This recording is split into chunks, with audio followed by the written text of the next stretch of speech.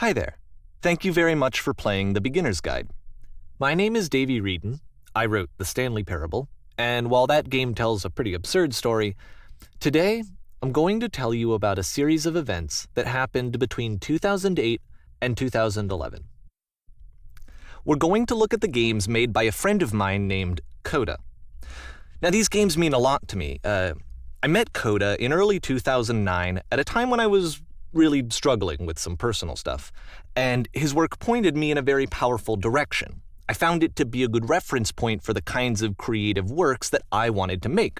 So just to start you off, this is, I think, the first game he ever made. It's a level for Counter-Strike. You can walk around here, by the way. And mostly it's just Coda learning the basics of building a 3D environment. But what I like is that even though he starts from the simple aesthetic of a desert town, he then scatters these colorful abstract blobs and impossible floating crates around the level. And of course, it destroys the illusion that this actually is a desert town, and instead this level becomes a kind of calling card from its creator. It's like a reminder that this video game was constructed by a real person. And it kind of makes you wonder, what was going through his head as he was building this? This is what I like about all of Coda's games. I mean, not that they're all fascinating as games, but that they are all going to give us access to their creator. I want us to see past the games themselves. I want to get to know who this human being really is. And that's exactly what we're going to do here. So, it's 2008, Coda starts making these games, and he never releases any of them. He doesn't put them onto the internet, he just makes them and then immediately abandons them, and they sit on his computer forever. And I think he really understood this image of himself as a recluse. At one point, he jokingly renamed his computer's recycling bin to Important Games Folder.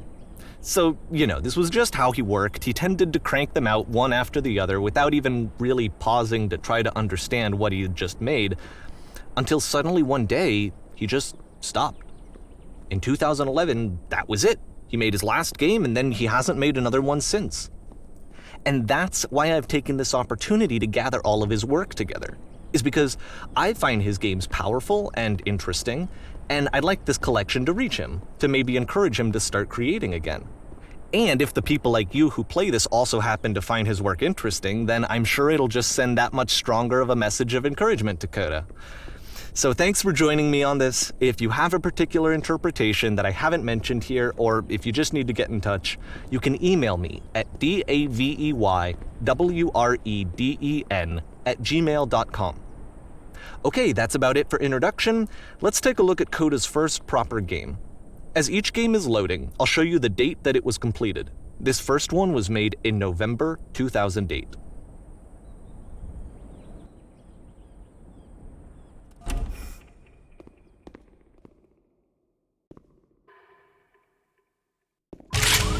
Warning.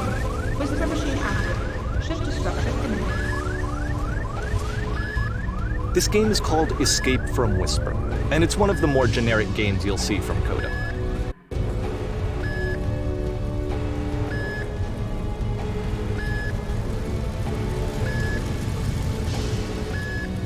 You can click to fire the gun.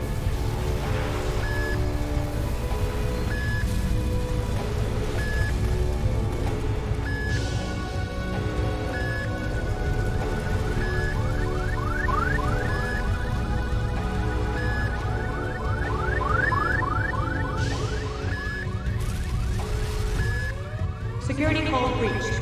Hostile alien life form inbound. It kinda looks like this game was abandoned mid-development. For instance, you have this gun, which you'd think would indicate that there are supposed to be monsters or enemies somewhere, but then clearly there are no enemies anywhere. You can't even reload the gun when you run out of bullets. But ultimately we don't really know. Maybe Coda thought that actually it was complete the way that it is. And I think that we should talk about his games for what they are, rather than for what they're not. Enemy force neutralized. Begin ship evacuation. I love how you can see the bottom of the universe from this room.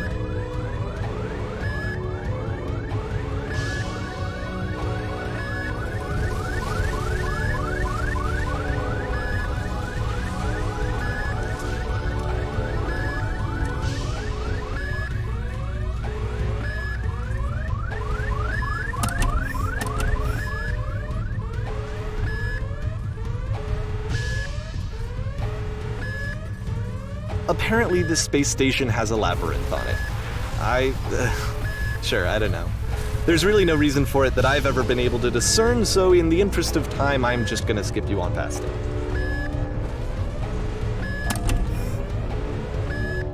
Okay, this is the part that's interesting. The game has this narrative about the whisper machine and how it has to be turned off, and then you get to the engine room. Hey, you there, in the engine room. You could save us all. That beam is powering the whisper machine.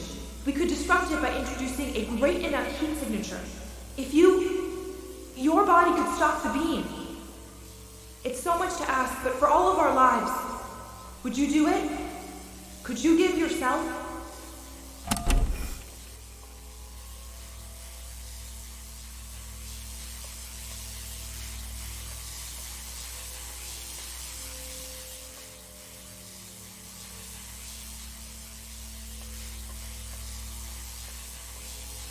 This is not a branching point, unfortunately. The only option is to step into the beam.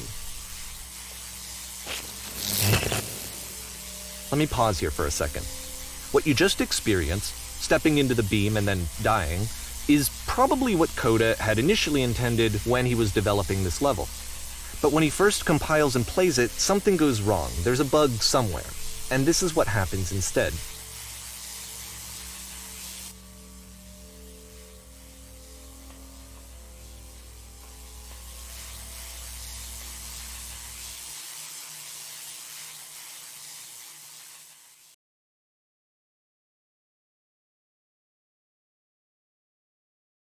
The beam causes you to start floating. And this is an important moment for him. Because yes, this is technically a glitch, but Coda identifies something human about it, like how small it makes you feel in the face of this larger chaotic system. Or this floating could be the afterlife, a peaceful place, juxtaposed against all of the hysteria that you've just had to traverse. I don't even know. I have no idea what he was thinking, but what's clear is that after making this, something lodges itself in his brain. He wants to do more of these really weird and experimental designs. So he stops work on this and moves on to a stream of tiny little games that go in all sorts of directions.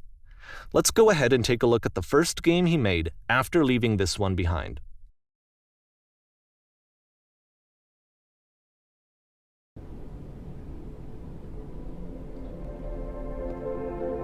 Yup, in this game you can only walk backwards.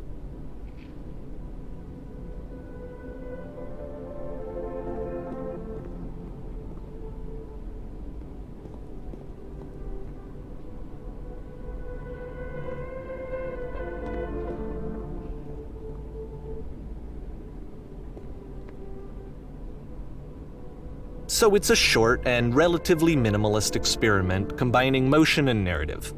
It is less advanced than the previous game, but actually it seems to be more focused, more complete. Coda's trying to give it a unique voice rather than simply basing it on a pre-existing trope.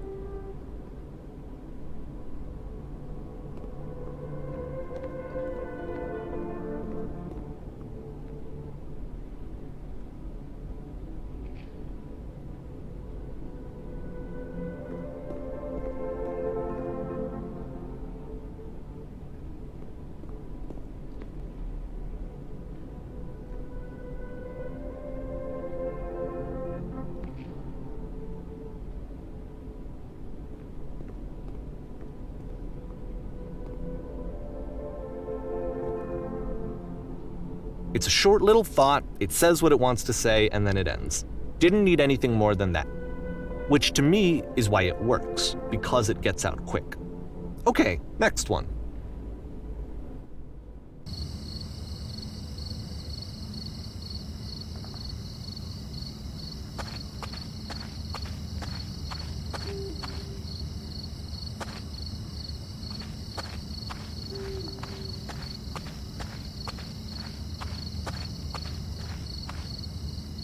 And that's it. Okay, the meaning of this game won't be clear just yet. Please be patient with me for a few more games, and I promise you'll see what makes it interesting.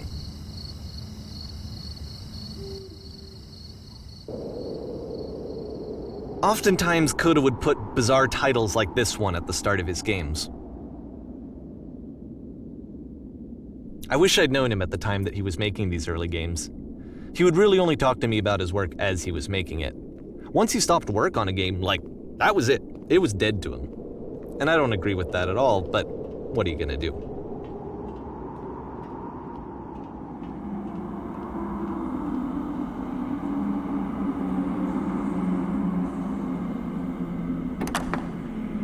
Once you've been slowed to an absolute crawl, the door at the top of the stairs opens. So why, if Coda's not showing these games to anyone, why bother opening the door at all?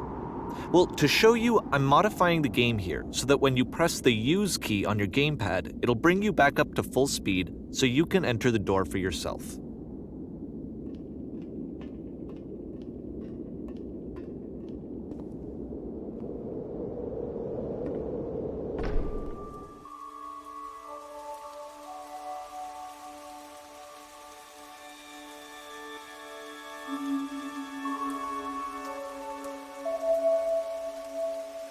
A room that's warm and nice and filled with little ideas for games.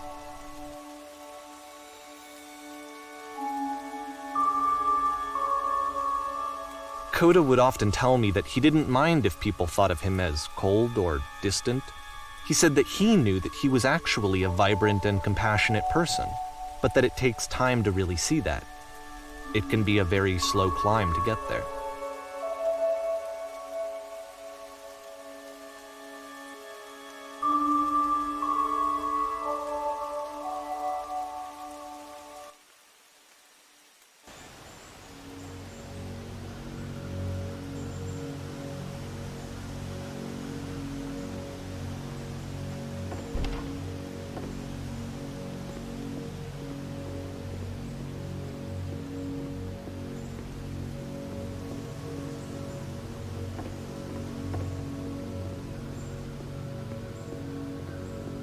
Well, this is new for Coda. It's an actual puzzle. Go ahead and see if you can solve it.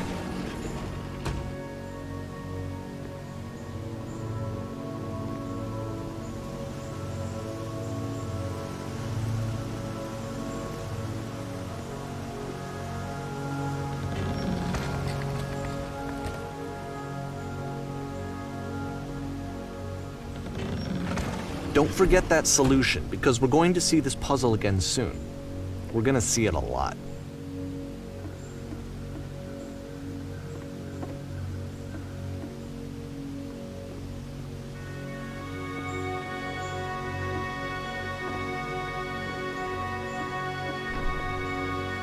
So that seems to be it, right?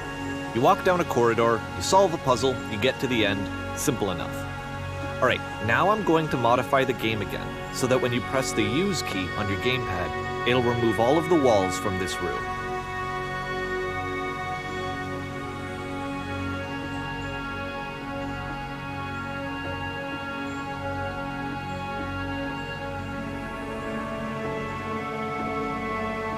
How about that? There was more to it than we had any way of knowing. I actually find it funny that this game comes after the Stairs game, since they essentially convey the opposite idea. So, in the Stairs game, a dull exterior concealed a rich interior. And then, in this level, a dull interior hides this fantastic outer world. Either way, I think that the point is the same, is that most of the time you don't get to know what you're missing, or even that you're missing anything. That's not your role as a player. So if your role here is not to understand, then what is it?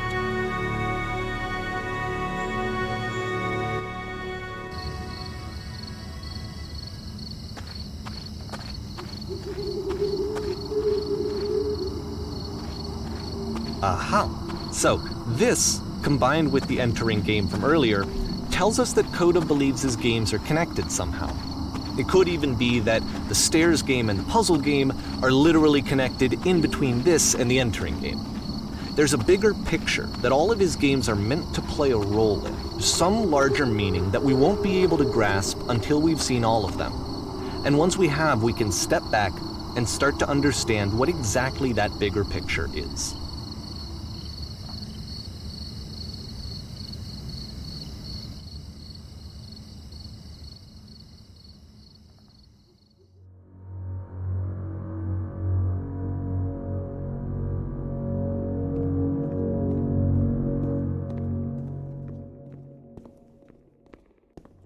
let's talk about video game development for a second. Every video game runs on what's called an engine, which determines what the game can and cannot do. So in other words, the engine is a set of tools for game development. To make all of these games, Coda is using an engine called Source. Like all engines, Source has certain things that it does well, and it has certain things that it does poorly. One of the things that it does very well is boxy linear corridors. That's why so many of Coda's games are set in these large, flat, empty rooms, is just because he's working with what the engine does well. The tools available to the creator shape what kinds of creative work they're going to end up making. You might consider paying attention to the architecture in Coda's games to notice how they seem to stem from an engine that's very good at producing linear, boxy corridors.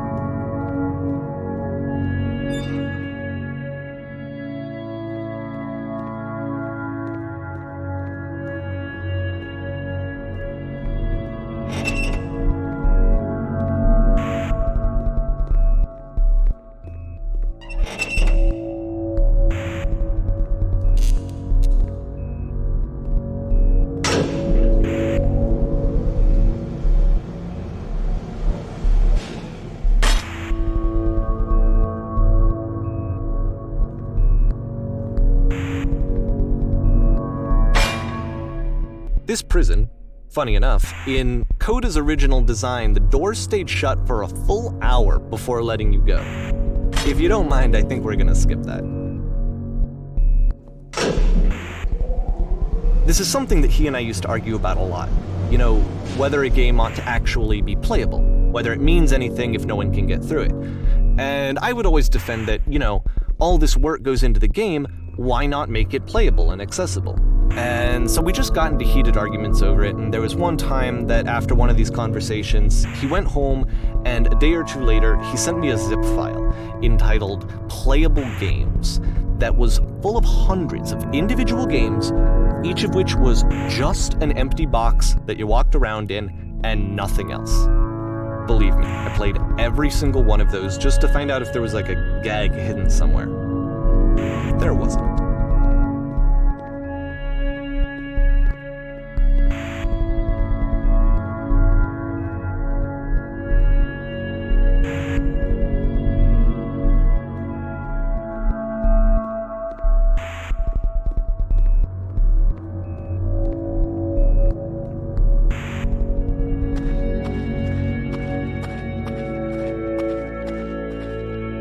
It's the puzzle again, with the exact same solution as the last time.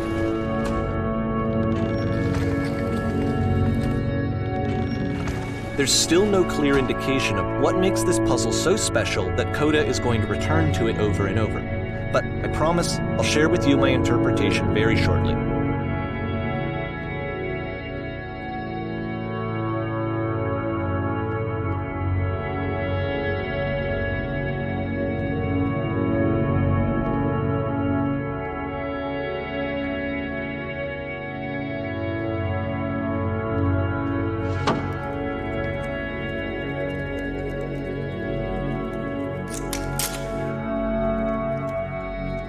Here, Coda begins using a kind of dialogue system that he fashioned out of the engine's chat capabilities.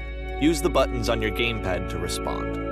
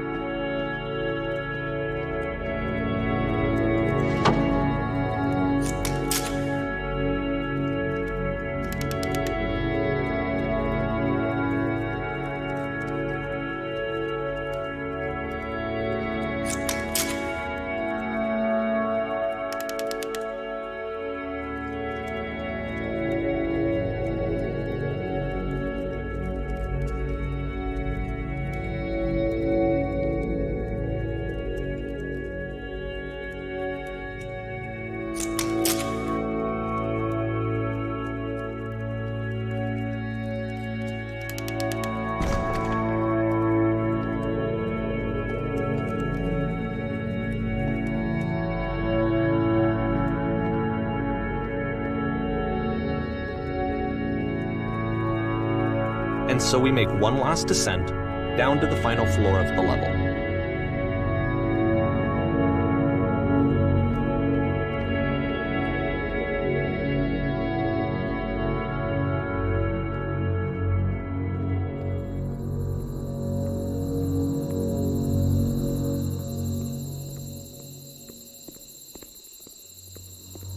It's a lamppost.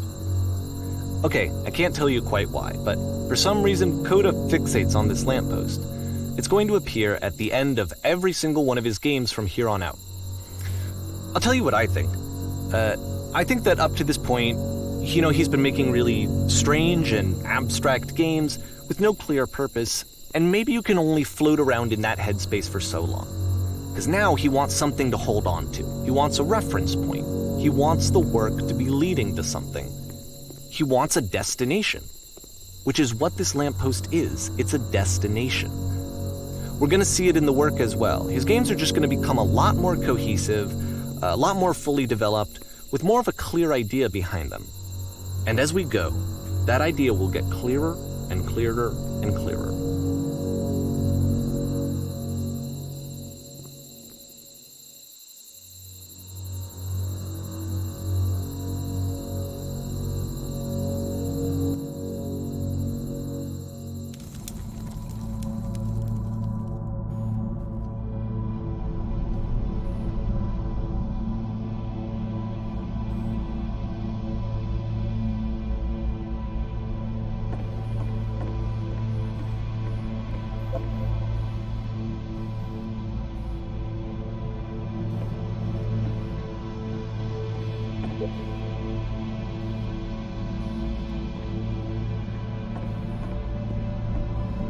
So first off, I'm sure you can deduce this, but this game is not connected to the internet. All of the notes that you're gonna see have been written by Coda. This was actually the first game of his that I ever played. This was shortly after I met him at a weekend game jam in Sacramento, where I grew up. I saw him working on this very level, and it was just so different from anything that anyone else was doing. So right away I was like, I have to be friends with this person. In retrospect, I think I was probably a bit too pushy, trying to get his attention. I was over-enthusiastic. But he was very gracious about it and very patient with me. And I cooled off eventually.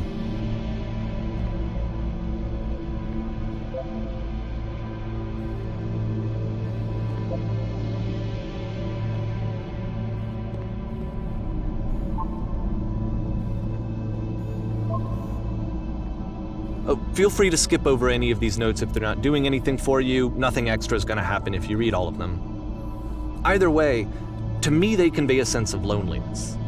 I see this person who's filled with thoughts and feelings and beliefs and has no way to express them except as scattered and unheard voices in a game that wasn't meant to be played.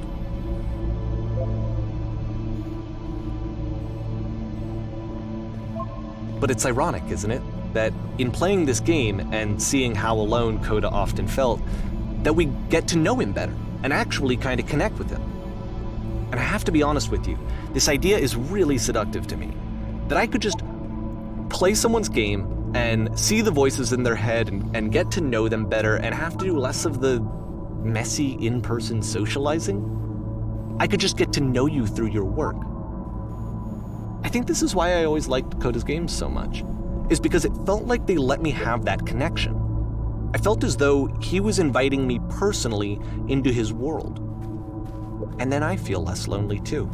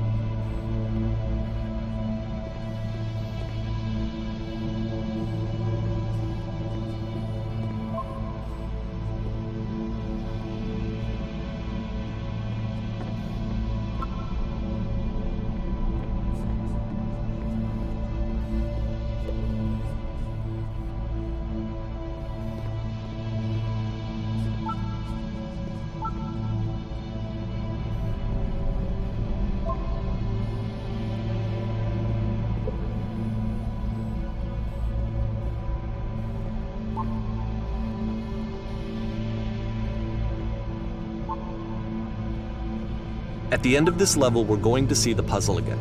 And here, I'll tell you what I think the puzzle means. Each of these games represents an idea that was on Coda's mind at the time that he was making it. And the puzzle is a way of closing the door on a previous chapter of his life before moving on to the next one.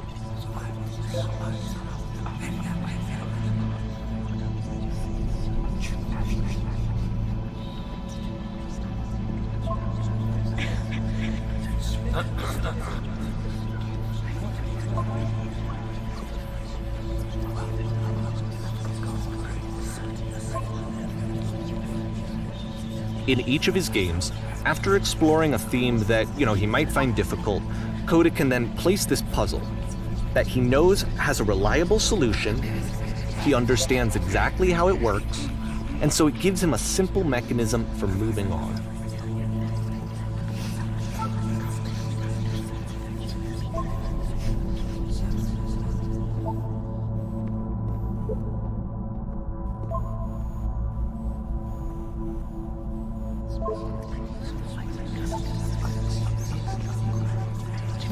And because there's this dark area between the doors, a space between spaces, before you move on, you get to pause.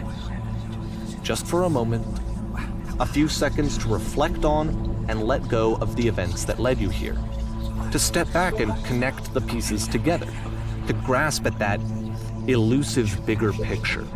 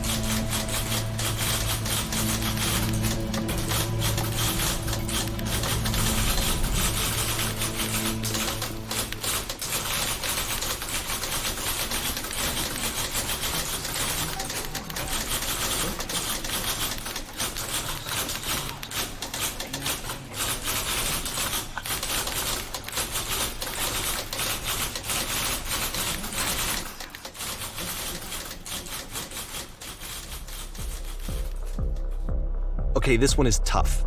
It's gonna kinda just spin its own wheels for a few minutes. Hang with it.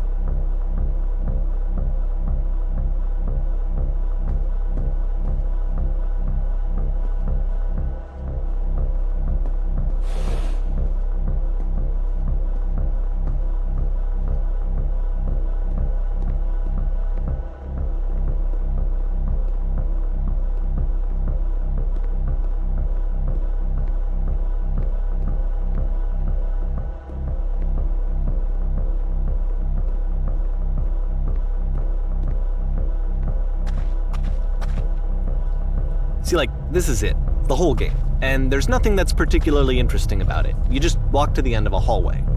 Except, for some reason, Coda gets really fixated on this prison that has all of this modern furniture. And I don't know why, but he decides he needs to revisit this prison. He's gonna start over, use the same assets, turn it into something else. Okay, cool, here's version 2.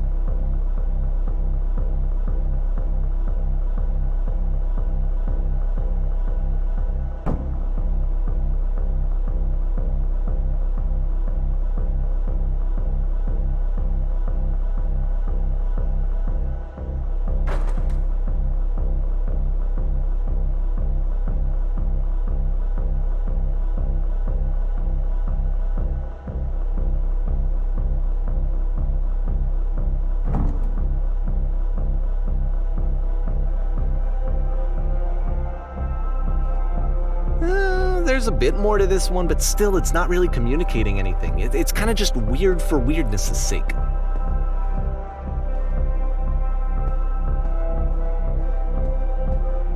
So okay, he throws it out and starts over. This time he comes at the prison idea from a different direction.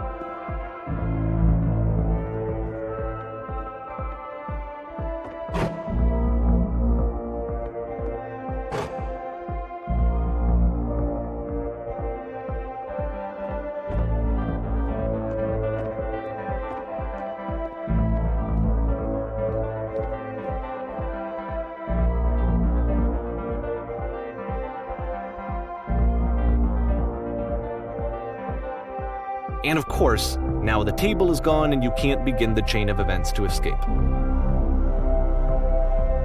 Here's a version where there are no bars, but you can't actually get to the well. And then a version where the inside of the prison is the outside and the outside is the inside. Let me just blink you real quick through a few more of these. I mean, he really unloaded on this prison idea. There's nearly a dozen of them. Personally, I think it's awful to watch this, to see a person basically unraveling through their work. And for what? Like, at what point do you just go, maybe there are game ideas other than this prison that I could be working on? But Coda doesn't have that voice telling you to stop, that particular mechanism of defense against yourself. Without it, you just spiral. And so he keeps going and going and going and going and going, and then he hits on something. And he likes it. And that's it. He's done. He stops making prisons. This is the very last version of the prison game that he created. And the reason I think it works is that the prison is not actually in it.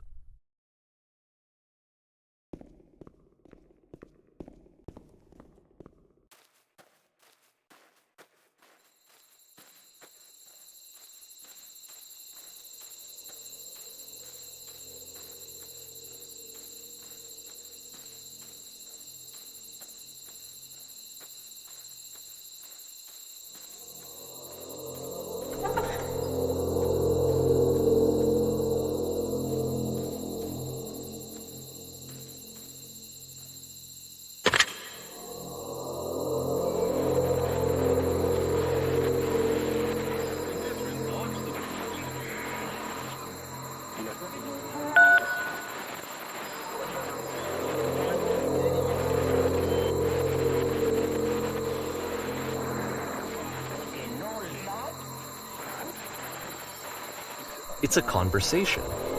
And so this is what Coda wants, is to be able to talk to someone, to share what's on his mind, and to get some good advice from someone who knows. But the irony is that even in this scenario, you're still talking to yourself. You know, all of these games so far are Coda talking to himself.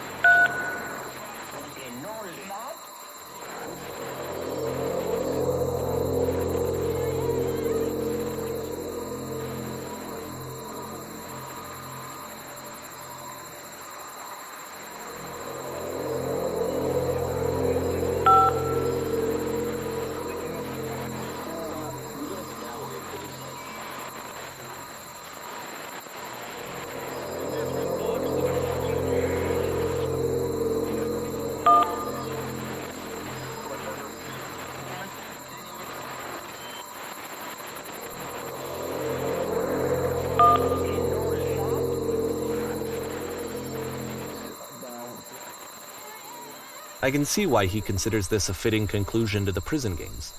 After all of the obsession and frustration, just to be told by someone you can trust that things are going to be okay. Wouldn't that be nice?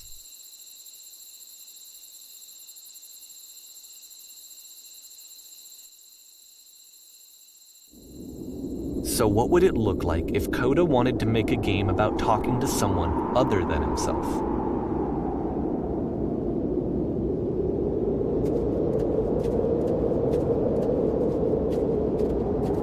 To me, this environment is meant to represent Coda's puzzle, with the 2 doors on either side and a dark transitional space between.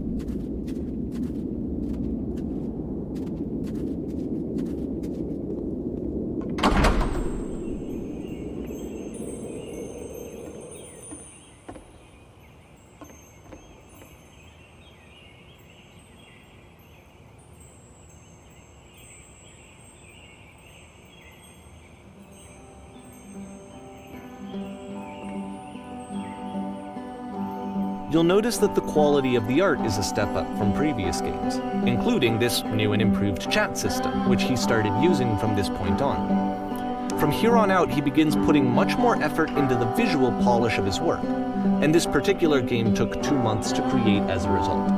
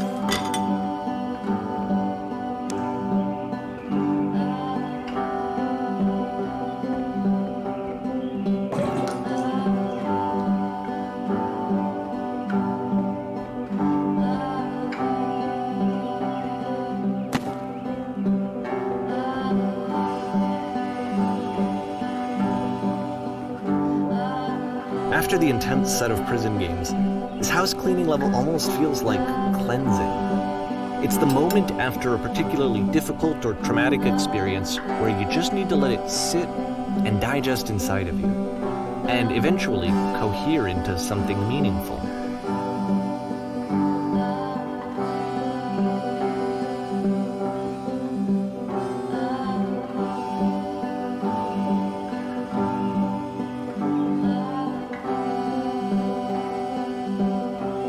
I know that Coda really liked this game. Of all of his work, actually, this was the only one that he called me up to ask me to come over and look at it. This was during a period of a few months where he was like grossly happy all the time, just walked around with a constant smile on his face.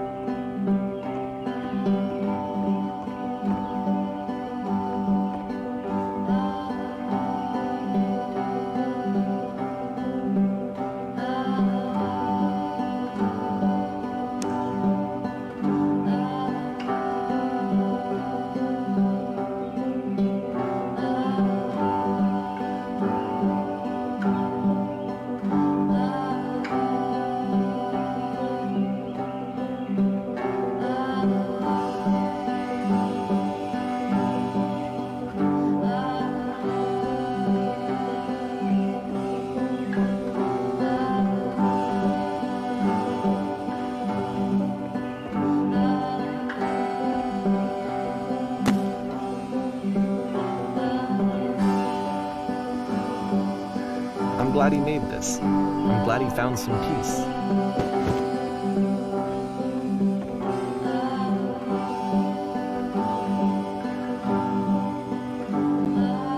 But, of course, it can't last. The music stops, your companion is gone, it's time to leave. The door at the top of the hill is now open as well. Again, you can't stay in the dark space for too long. You just can't. You have to keep moving. It's how you stay alive.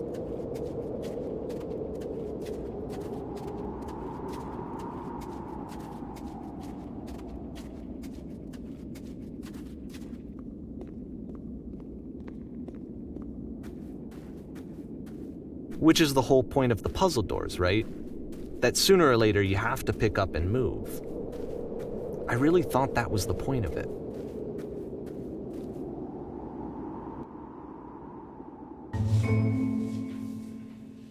This one gets a bit goofy.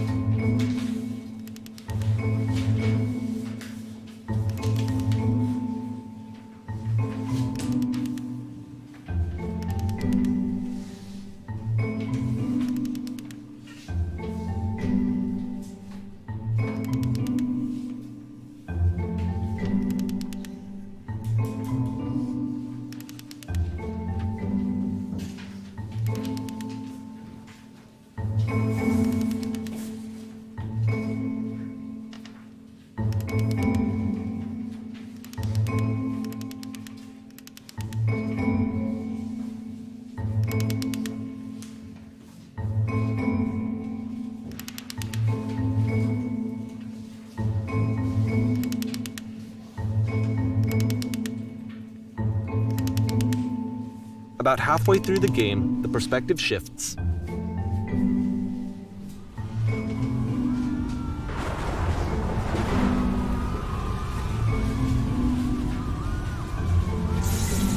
And you play as the teacher. And suddenly, you discover that your teacher is just as bigoted and afraid as you are.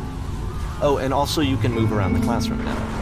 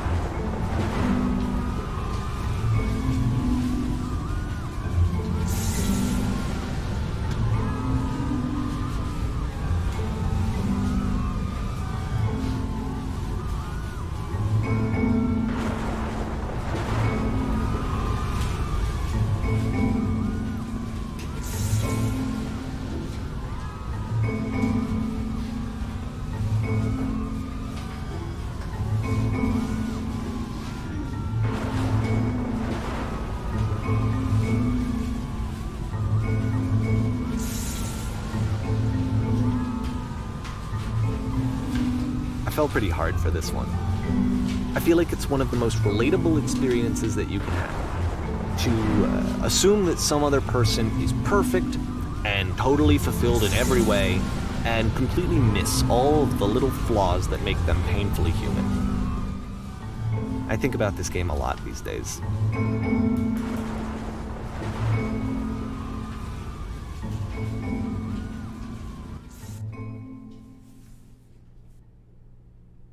This one took a lot longer than all the others for Coda to make. It was 4 months between this and the last one.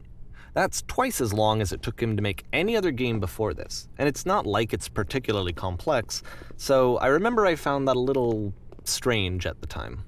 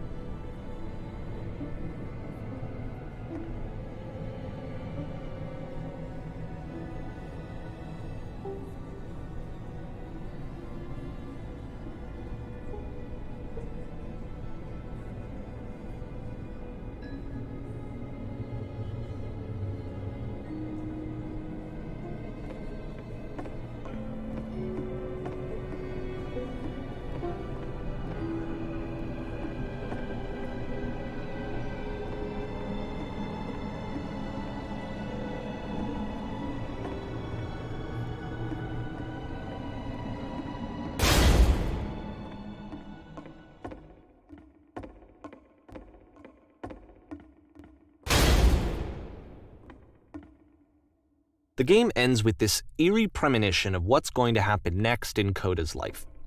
The solution to social anxiety, to fears of having to perform and having to chase success, the answer for Coda is to withdraw, to hide himself away. Which is what leads to scenarios like the stairs that slowed you down several games ago, where it just becomes harder and harder to access Coda's inner landscape because he keeps retreating. He just keeps backing away from possible connections to anyone other than himself. And to be honest, I didn't consider it very healthy when I first played this game. You know, it looked to me like he was trying to justify the idea of just disconnecting yourself from the world. And that wasn't what I wanted for him or for his games. Because I feel like a lot of his games are inviting me to connect with this person, to bring him closer. But what can you do? After this, Coda went off and took another 5 months to make a new game.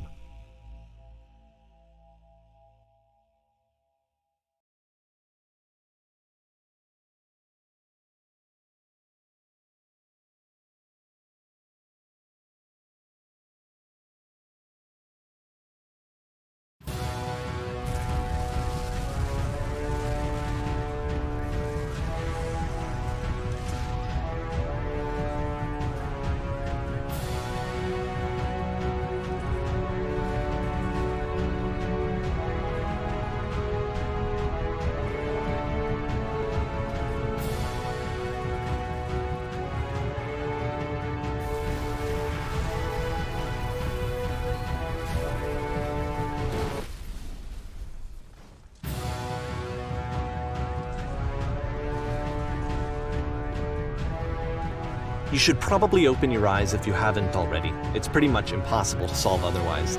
And there is a solution, by the way.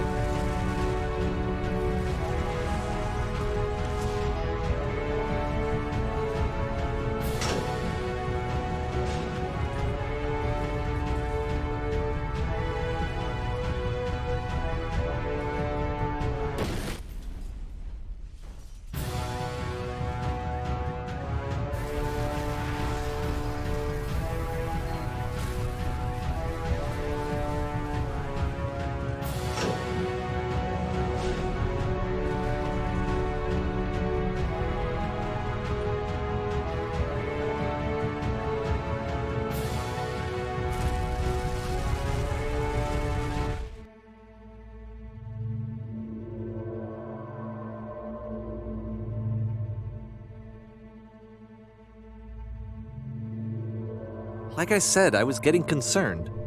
First off, he's never been this explicit in his work about exactly what he's thinking. So where's that coming from? But then even weirder, his work has potentially stopped being an outlet for him. Not like he's having trouble iterating on ideas, but he literally just can't think of new ideas anymore.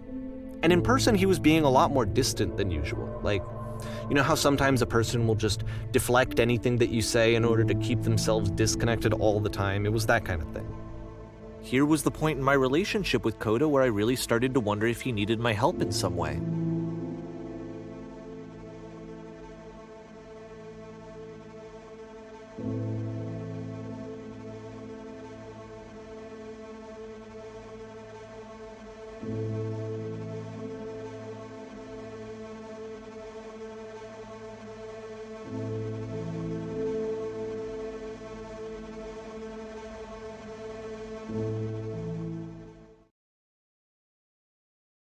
His games are going to get more desperate from here on out. After this game, it's almost 6 months before he finishes something new.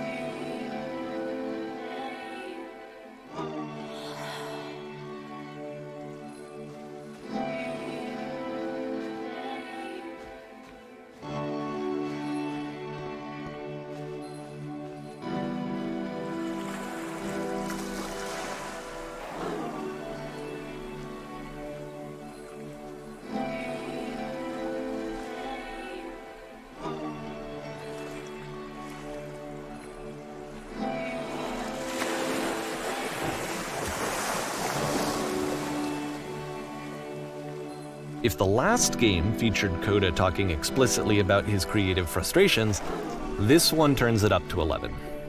Now, put yourself in my shoes playing this. Here's a friend whose work is exhibiting signs of struggle, frustration, anxiety, depression, even. And yet, still, he keeps making games. He keeps throwing himself into the grinder even when he clearly doesn't have the energy for it anymore. Why? What is it for?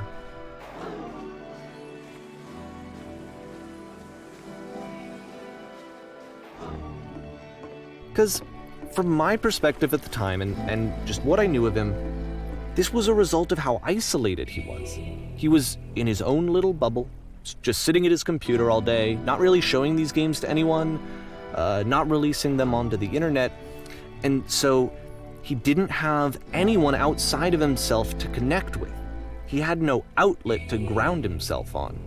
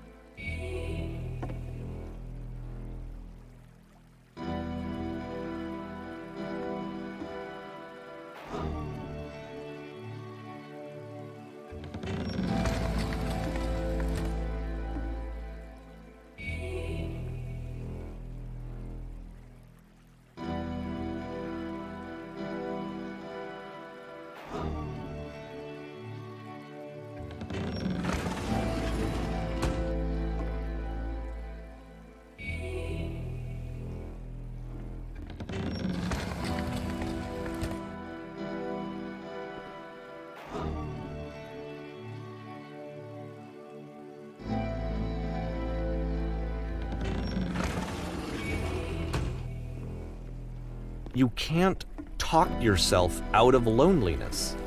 It doesn't work that way.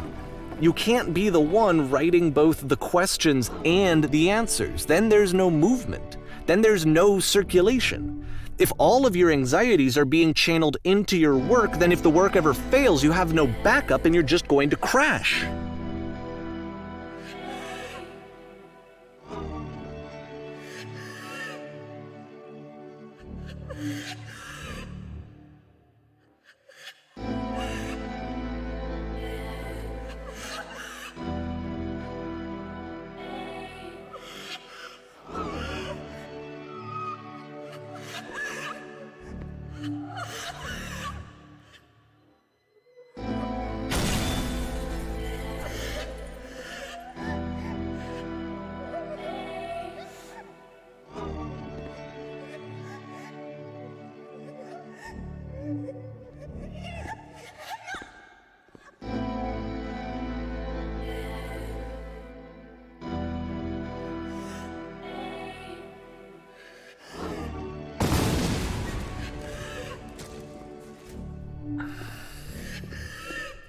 Seeing this game at the time that he made it, it looked really unhealthy to me. I was watching him do this to himself, and I hated it. I hated seeing him so trapped. It's like, video games are not worth this amount of suffering.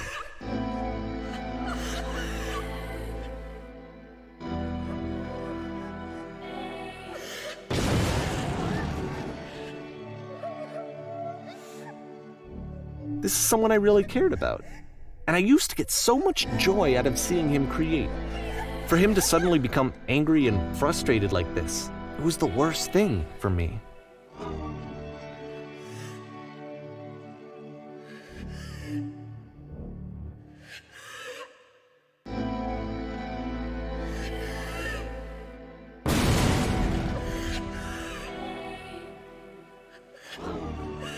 I don't know.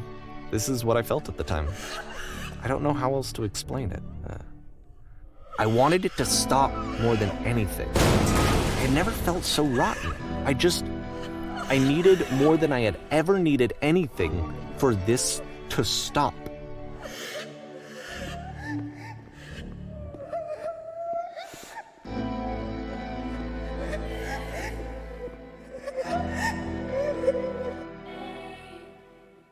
But it didn't stop.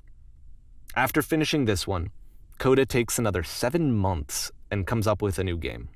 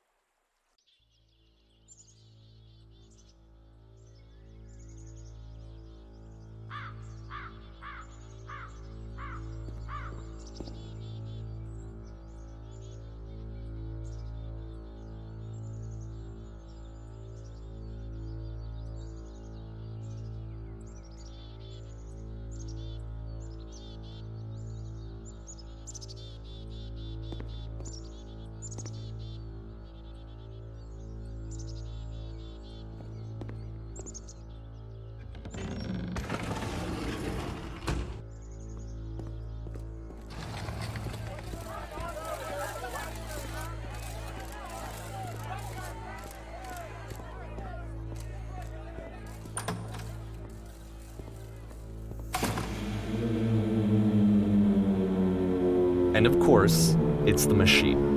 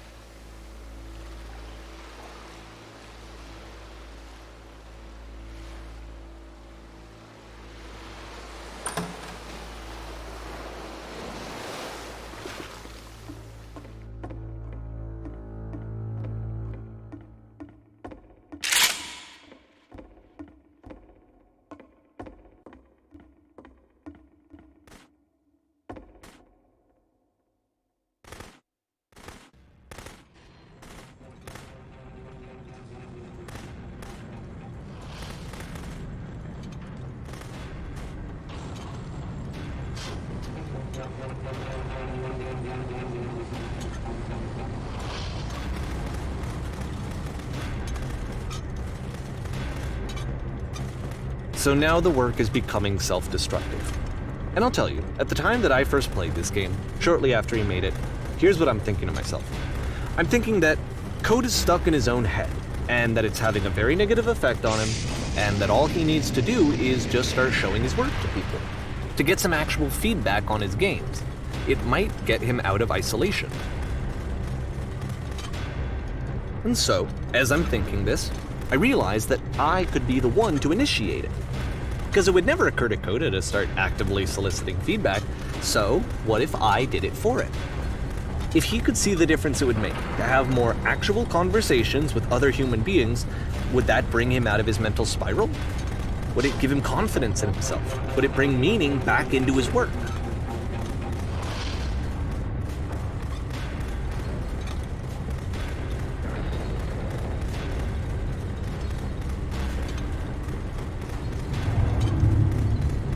So I started showing Coda's work to people.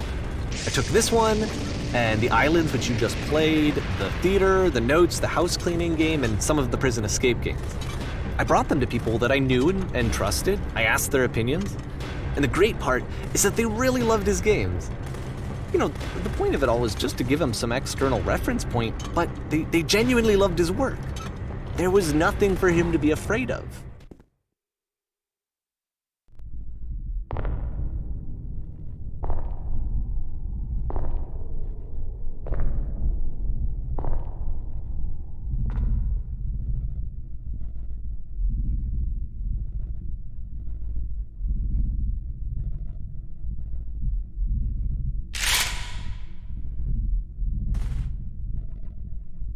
Can you see why I felt like this was the right thing to do?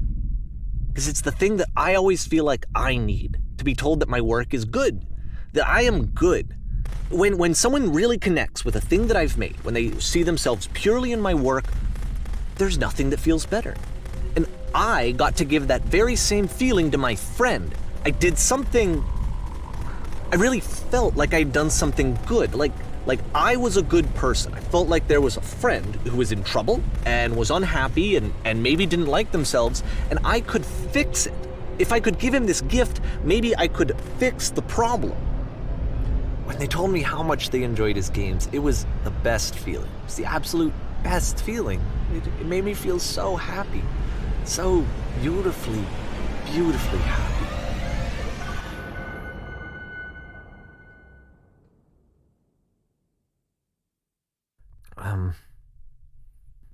So anyway, Coda finishes this game, and then really he just kind of takes off for a while. So this is June of 2011, and I didn't hear anything from him for several weeks, I guess. And so out of nowhere, one day I get an email, and it's got a private link to a new game of Coda's.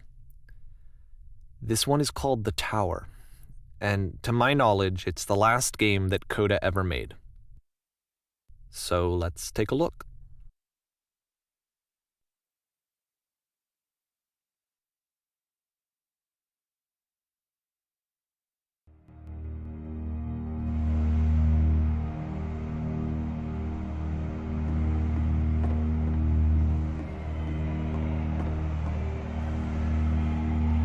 And this is where I have trouble saying anything meaningful about Coda's work.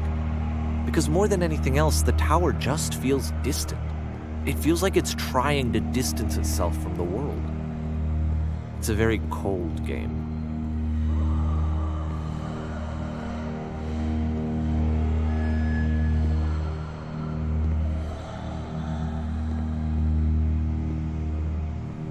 This room actually has a maze in it. Except that all the walls of the maze are invisible. And then every time you touch one of the walls, there's this awful flashing and noise, so the experience is really miserable. The game goes beyond not being meant to be played, it actually seems to despise the player for trying to play it at all. But I do want to show you the rest of the level, so when you're ready to continue, press the Use key on your gamepad, and I'll put a bridge over the maze.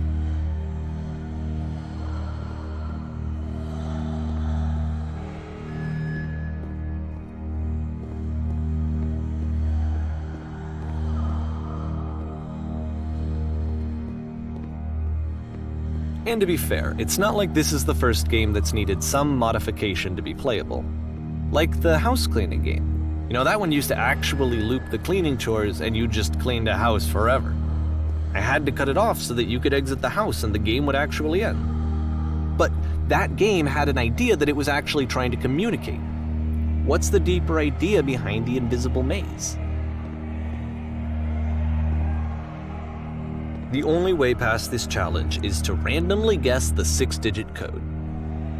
Like the invisible maze, it's frustrating to me, because it's the opposite of everything else that Coda has made.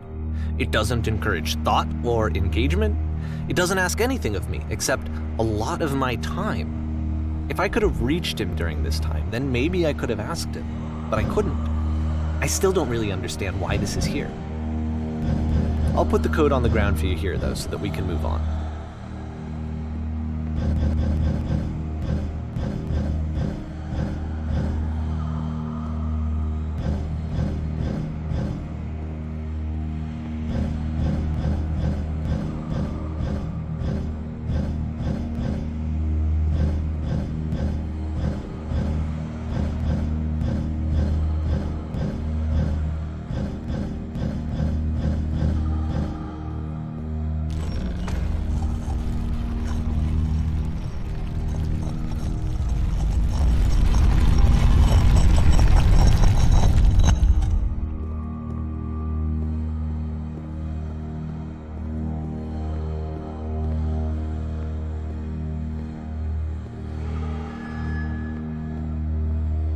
The switch to open this door is actually on the other side of the door, meaning that it's literally impossible to solve from this side.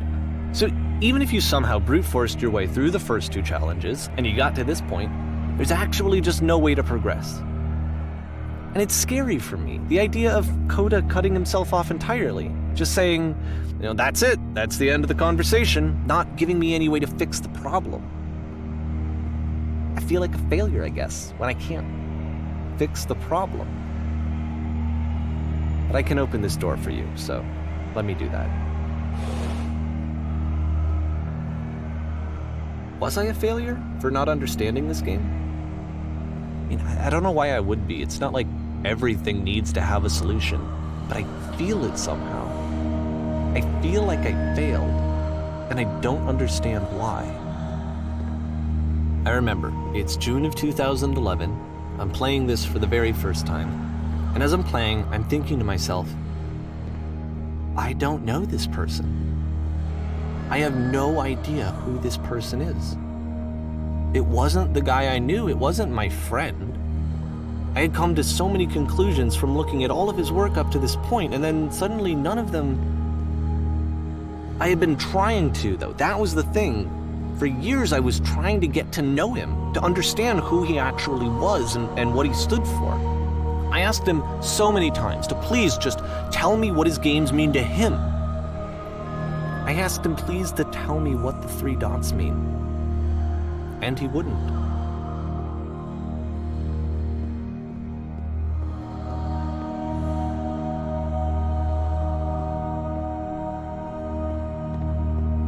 I just felt so strongly that if I could have connected with him, that if I could have somehow made his work my own, that I would finally be once and for all happy. It was that I needed to see myself in someone else. I needed to be someone other than me. But he stopped and left, and it felt somehow like I had failed.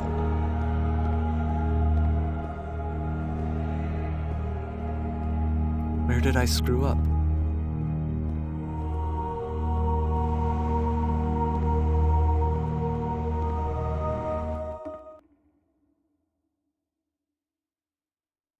I'm the reason that you stopped making games, aren't I? It's because of what I did. I poisoned it for you.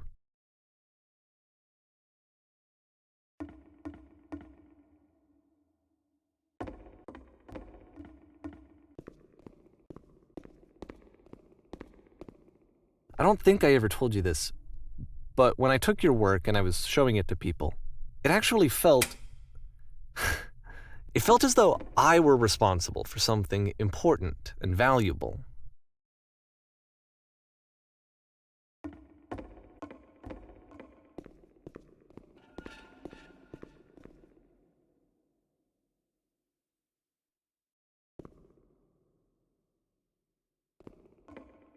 And the people who played them, they treated me like I was important.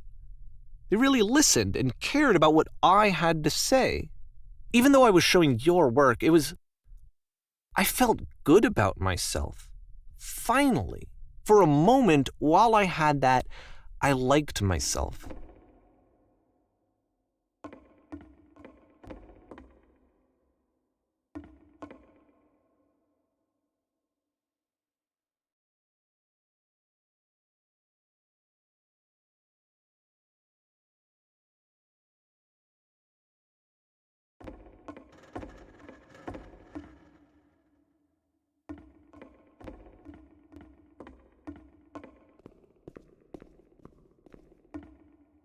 And then you stopped, and I didn't have anything left to show people. I just had to be with myself. And as soon as that happened, there was no feeling at all. Nothing. Less than nothing. What does that mean?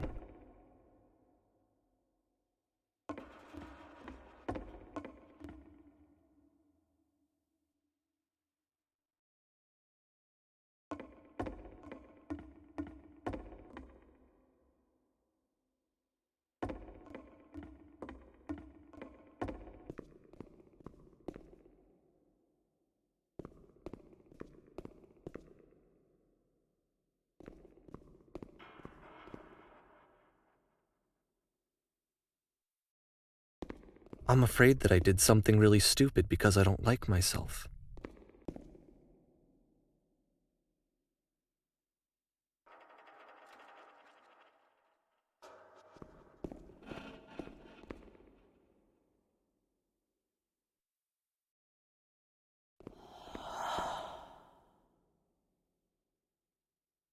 That's why I'm releasing this collection of your work, is because I haven't been able to find any other way to reach you. I've tried everything.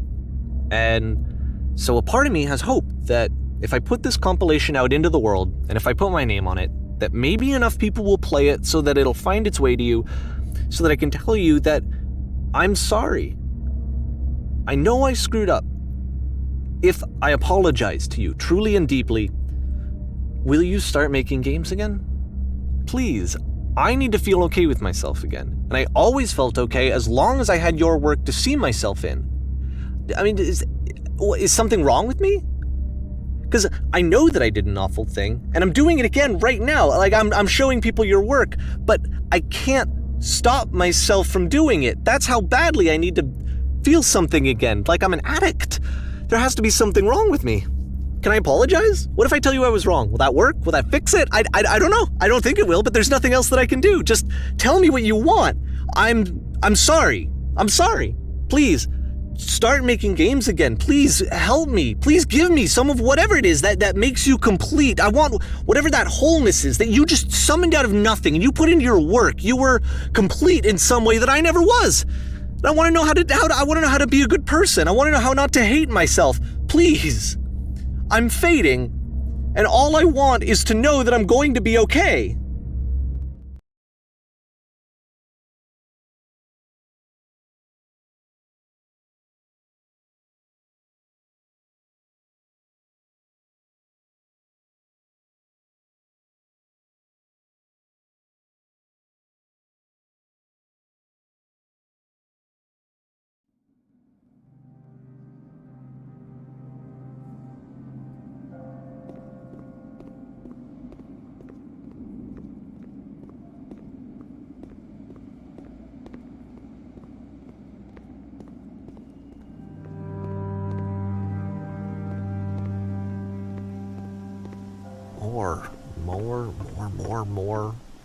More love, more praise, more people telling me that I'm good. Always more. It's like a disease.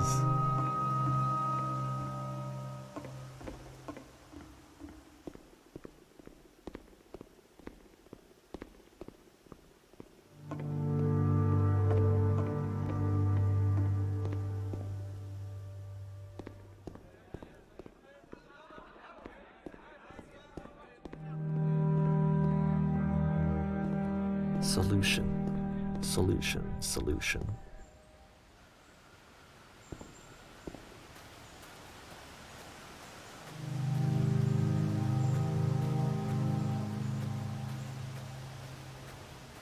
I guess if someone had told me ahead of time that he just really enjoyed making prison games, maybe I wouldn't have thought he was so desperate.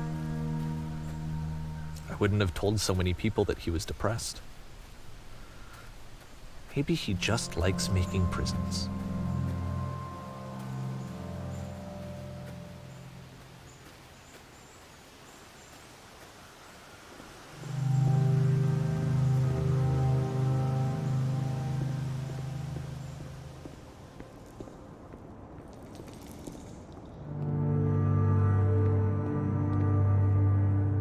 Even now, the disease is telling me to stop. Don't show people what a shitty person you are. They'll hate you.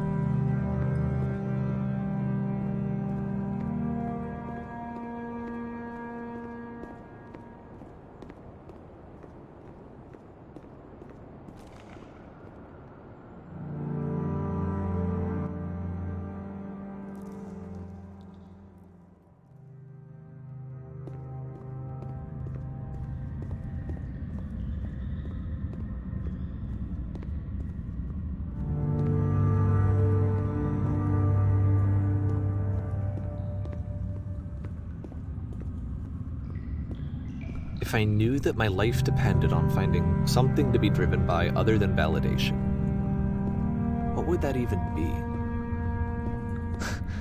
It's strange, but the thought of not being driven by external validation is unthinkable.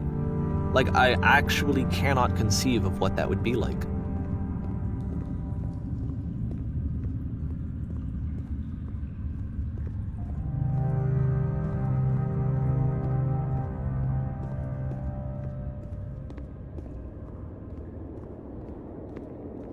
What now?